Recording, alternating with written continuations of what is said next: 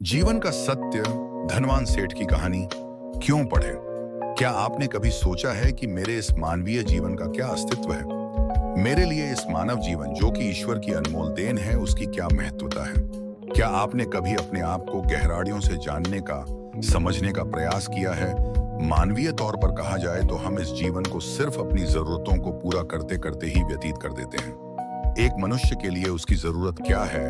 रोटी, कपड़ा और मकान, यही ना भाई, यह असल सत्य नहीं है। अब हर मनुष्य का जन्म इस धरती पर एक विशेष कारण से होता है, जिसे हम धीरे धीरे समय के साथ समझते चले जाते हैं। कई लोग अपने इस मानवीय जीवन के सत्य को समझ ही नहीं पाते, क्योंकि वे हमेशा नकारात्मक सोच ही रखते हैं। यही अंतर है नकारात्मक और सकारात्मक सोच में। जहां नकारात्मक सोच हमारे लिए समस्याएं पैदा करती है, वही सकारात्मक सोच हमारे लिए नए अवसर लाती है।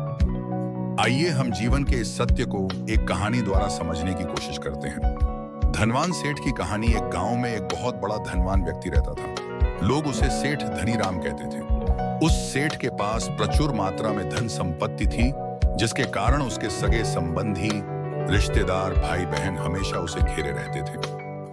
वे उन्हीं के राग अलापते रहते थे। सेठ भी उन सभी लोगों की काफी मदद करता था। तभी अचानक कुछ समय बाद सेठ को भयंकर रोग लग गया।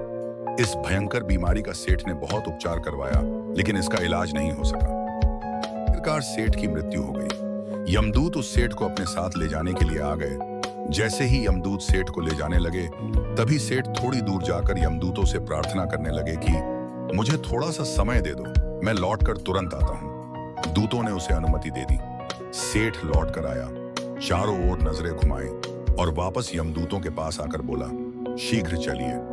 यमदूत उसे इस प्रकार अपने साथ चलने के लिए तैयार देखकर चकित रह गए और सेठ से इसका कारण पूछा। सेठ ने निराशा भरे स्वरों में कहा, मैंने हेराफेरी करके अपार धन एकत्रित किया था, लोगों को खूब खिलाया पिलाया और उनकी बहुत मदद भी की। सोचा था कि वो मेरा साथ कभी नहीं छोड़ेंगे।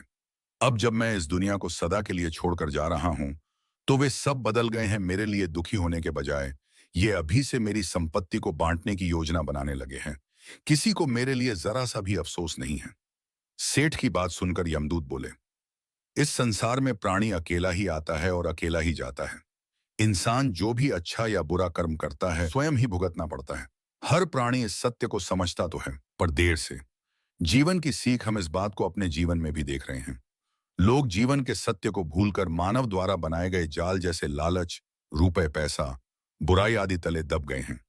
इस जाल को आप 12वीं की इंग्लिश की कहानी the rat trap, available on YouTube in Hindi, से भी समझ सकते हैं। आप जो भोजन ग्रहण करते हैं वह पेट में 4 घंटे रहता है। जो वस्त्र पहनते हैं वह 4 महीने रहता है।